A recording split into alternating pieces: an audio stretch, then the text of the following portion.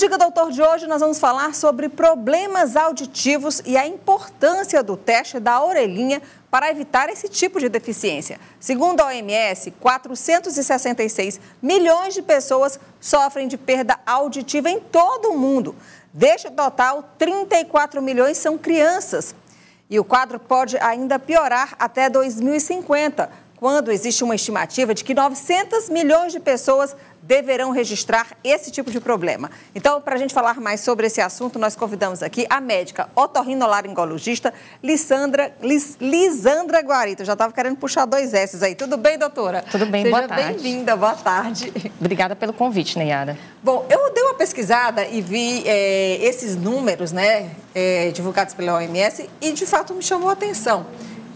São números bastante expressivos, ou seja, é um problema que é um problema comum e que afeta muita gente, né? É um problema frequente e por isso que faz parte da triagem auditiva. Como o teste do pezinho, existe o teste da orelhinha, porque a frequência, inclusive da surdez em crianças, para a gente ter uma estimativa, em cada 10 mil nascidos vivos, 30 podem apresentar surdez. Já a fenilcetonúria, que são aquelas doenças que são encontradas no teste do pezinho, a frequência é 1 para cada 10 mil. Então, em termos de relevância, para fazer parte de um diagnóstico precoce, a surdez ela é bem importante da gente pesquisar na criança. E aí tem vários tipos de surdez, né? Sim. Alguns níveis, por exemplo, baixa audição, como também a total ausência da audição, é isso? Sim. A gente precisa primeiro classificar as perdas auditivas, né? Nós temos 4 tipos principais. Dependendo do tipo e do grau, é que vai ser orientado o tratamento, seja a reabilitação auditiva, seja um tratamento cirúrgico, por exemplo. Bom, eu queria convidar a senhora para a gente assistir um vídeo, tá? Que a gente encontrou no YouTube, de um canal educativo, Smile and Learn. Então, tá no YouTube esse vídeo e ele vai explicar exatamente como é que funciona a audição. Sim. E eu acho que depois disso, você que está em casa vai entender melhor, até eu também vou entender melhor, para a gente poder seguir aqui a nossa entrevista. Acompanhe.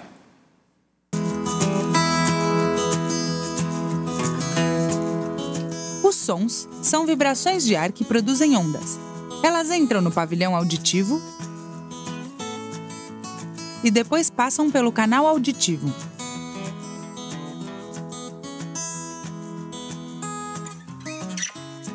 Logo, as ondas chegam até o tímpano, uma membrana que parece um tambor e vibra com a chegada do som. Os 3 ossinhos, martelo, bigorna e estribo, estão conectados ao tímpano. Com a vibração do tímpano, os ossinhos se movem e enviam ondas para a cóclea. A cóclea transforma essas ondas em sinais elétricos e as envia para o cérebro através do nervo auditivo. No cérebro, estes sinais são percebidos como sons que podem ser reconhecidos e compreendidos. Por exemplo, reconhecemos o som da ambulância e interpretamos este som como uma situação alarmante. Olha, ela estava dizendo que gostou do vídeo. Então, que bom que a nossa busca, né? Foi uma busca... sua busca foi excelente. Bom, então, assim, a partir daí, eu queria que a gente falasse também, coloca aí a cartela sobre os tipos de perda auditiva, porque a partir dessa informação, aí a doutora Lisandra vai poder explicar melhor para a gente. Então, por favor, doutora, fale sobre esses tipos de perda. Como o próprio nome sugere, o tipo condutivo é um impedimento à passagem e chegada do som na orelha externa e na orelha média. Então, o canal, o tímpano e os ossículos, como vocês mesmos viram na lâmina. Na perda neurosensorial, o problema está na cóclea, o famoso caracol que a gente viu nas imagens. Só para eu tirar dessa, condutiva seria na parte mais externa do ouvido? Sim, por exemplo, uma rolha de cera ou por conta de uma infecção que fica resíduo de muco, de secreção na orelha média, o som não consegue chegar até o caracol, que é a cóclea. Já no neurosensorial, já é no caracol, que já é lá dentro, lá no caracol, interno. Já. Que é justamente no caracol que a energia mecânica, que é o som, é transformada em energia elétrica. E essa energia elétrica vai para o nervo para chegar até o cérebro. E aí, qual é o outro tipo? O misto, que combina as duas perdas, a condutiva, a neurosensorial, a externa com a interna. E ainda tem um tipo que não é muito conhecido, que é o neural, que todo essa orelha externa, média e interna estão preservados, mas o problema está lá em cima, na interpretação do estímulo elétrico. E quando a pessoa utiliza aquele aparelho auditivo, geralmente qual é o tipo de problema auditivo que ela tem? O aparelho auditivo, ele faz parte do programa de reabilitação, faz parte do tratamento da perda auditiva e depende do grau de perda. Pacientes com perda profunda, severa, o aparelho não vai amplificar algo que não existe. Uma perda do pior tipo, que nem uma turbina de avião o paciente conseguiria escutar, não adianta colocar o aparelho é apenas uma amplificação de um som existente. Então, a gente tem melhores respostas da aceitação do aparelho no pacientes com perdas leves, moderadas a severas. A perda profunda, que é uma perda realmente de difícil solução. De difícil solução, mas ainda existe uma outra alternativa, que é o implante coclear, que é o ouvido biônico, que é implantado uma espécie de chip na cóclea pela poder fazer essa transformação da onda mecânica em energia elétrica para chegar até o cérebro. Tá. A gente tem uma tabelinha também aí, gente, que fala sobre o desenvolvimento auditivo, como detectar, né? Então, é importante você que é mãe, pai, aí tem criança, observar já esse desenvolvimento da audição e da linguagem, né, doutora? Eu queria que a senhora comentasse sobre isso. Neyara, essa tabela não é algo que só nós otorrinos, pediatras e que lidamos com crianças precisamos saber. É algo que a mãe precisa saber. E para facilitar a vida, tem na caderneta da criança. Aquela caderneta que a gente tem em casa, tem esses marcos do desenvolvimento de fala. Então, assim, a criança, ela não é considerada falante, ela não desenvolve a linguagem a partir do momento que fala a palavra. A linguagem é o recém-nascido acordar com sons fortes. E aí a gente vai observando, de 0 a 3 meses, ele precisa se acalmar com a voz da mãe quando está chorando. Tá, ou seja, um recém-nascido que ele não acorda com nenhum som forte, já tem merece investigação. Se ele não tiver passado pelo teste da orelhinha, merece sim investigação. De 0 a 3 meses, ele vai se acalmar quando a voz da mãe fala com ele, sim. Uma música calma, ele vai acalmar. Vai acalmar. 3 a 4 meses, presta atenção nos sons e vocaliza. Isso, ele para o que está fazendo, presta atenção e às vezes dá um gritinho, como se vocalizasse, ou seja, ele está de costas. Se a gente bate palminha e ele virar de costa, ele está... Eu estou tentando colocar bem didático aqui. Geralmente, essa localização de onde é que está vindo o som acontece por volta de 6 a 8 meses, né? E aí começam os primeiros balbucios ou gritinhos, né? E aí, com um ano? Com um ano, é a idade que os pais se angustiam muito, que eles esperam que a criança já esteja falando mamã, papá. E, na verdade, ele vai aumentar a frequência de balbucios e vai atender a comandos simples, como dá tchau, manda beijo. Então, isso é o esperado para a criança de um ano. A gente não espera que ele tenha um vocabulário de falar mamãe, papai. Com 18 meses é que a gente espera mais palavrinhas, um grupo de 5 a 6 palavras para a criança estar realmente A gente tem já, olha, outra cartela, 18 Sim. meses, né? Fala no mínimo 6 palavras, 2 anos, produz frases com duas palavras. Agora, um marco muito importante, e eu quero que isso fique marcado nas mães, é que, gente, chegar aos 3 anos é preciso estar formando frases. Frases, eu quero água.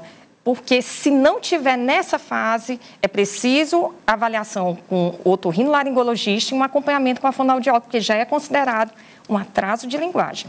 Gente, olha, se você tem alguma pergunta aqui para a doutora Lisandra, é só mandar para a gente no WhatsApp. Já estava esquecendo de chamar vocês aqui para participar, no 869-9927-0783. Manda sua pergunta rapidinho para ela, tá bom? E a gente vai seguir aqui. Já tem pergunta, olha só, eu nem peço, a pergunta já tem. Salta aí, Emília. Olha, pergunta do Max. Boa tarde. Estou adorando a entrevista com a médica otorrinolaringologista e gostaria de saber se existem transplantes de tímpanos e do caracol. Boa pergunta. Na verdade, não existe um transplante do tímpano. É uma membrana que pode ser reconstruída mediante tratamento cirúrgico. Por exemplo, uma criança que teve uma infecção, o tímpano estourou, saiu secreção e não cicatrizou, existe um procedimento cirúrgico realizado com anestesia geral e que tem uma boa taxa de resposta e recuperação, mas não há necessidade de um transplante.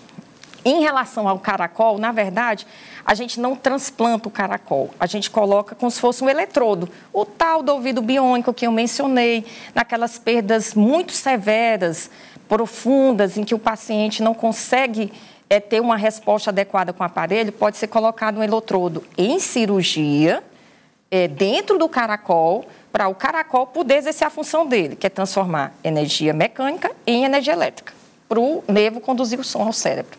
Agora eu queria que você falasse sobre a importância do teste da orelhinha. E o SUS, ele dá esse teste? Como que funciona isso, doutora? Desde 2012, a gente tem um programa de triagem auditiva neonatal, que, em teoria, ele é muito bacana, era para funcionar, mas todos os países, independente de serem países desenvolvidos ou subdesenvolvidos, há uma dificuldade de implantação. Mas, sim, ele funciona e é possível fazer o diagnóstico precoce da perda auditiva.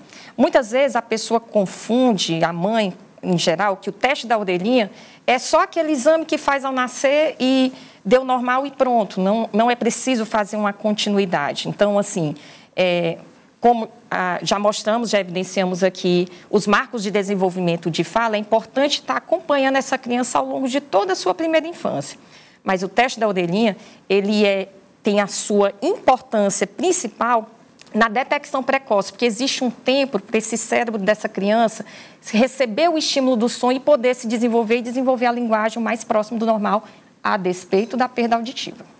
Ok, então o SUS faz esse teste? O SUS faz esse teste. Inclusive, recebo, a clínica onde eu atuo, temos parceria com o SUS, sim, recebo crianças em que há falha. É muito difícil, doutora? Não, na verdade, nas maternidades já é disponibilizado, já é feito, já é para ser realizado o teste da orelhinha nas maternidades, né? Ao nascer, o ideal é que seja feito nas primeiras 24, 48 horas de vida.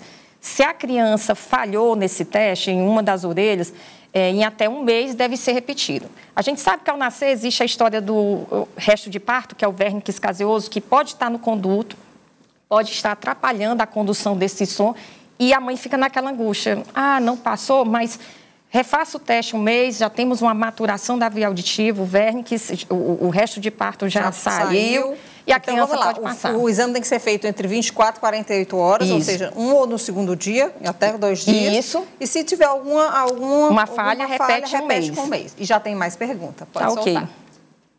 Da Luciana, do bairro Todos os Santos, olha só. Boa tarde. Minha filha tem 2 anos e 8 meses. Ela fala poucas palavras. Gostaria de saber se isso é normal. Nossa, Neyara, a gente tem visto tanto como decorrência da pandemia, os atrasos de fala. Com 2 anos, como a gente já havia mencionado, já era para formar sentenças, né? Quando diz formar sentença, gente, é mais de 2 frases? Uma frase com 2 palavras. Vamos ficar mais uma frase com 2 palavras, né? Quero água. Então, assim, poucas palavras, isso pode ser decorrente, a pandemia gerou isolamento social, nós tivemos que evitar com que as crianças tivessem contato com os primos, os familiares, e a criança, para aprender a falar, ela precisa do contato com o outro. Você pode colocar no desenho mais instrutivo, na música mais alegre na tela, mas ela precisa da interação com o outro para poder falar. E poucas palavras com 2 anos e 8 meses já merece uma avaliação otorrinolaringológica e possível encaminhamento para fonoaudiólogo. Ok, então, tem mais pergunta? Ok, está separando as perguntas, que pode seguir. Então, vamos lá. Feito esse teste da orelhinha, então a mãe, né, no caso, como ela tem que ficar acompanhando esse marco do desenvolvimento da fala. Uhum. A fala, ela é um sinal de alerta em relação à audição? Porque um bebê que não fala, já que ele não fala, a gente...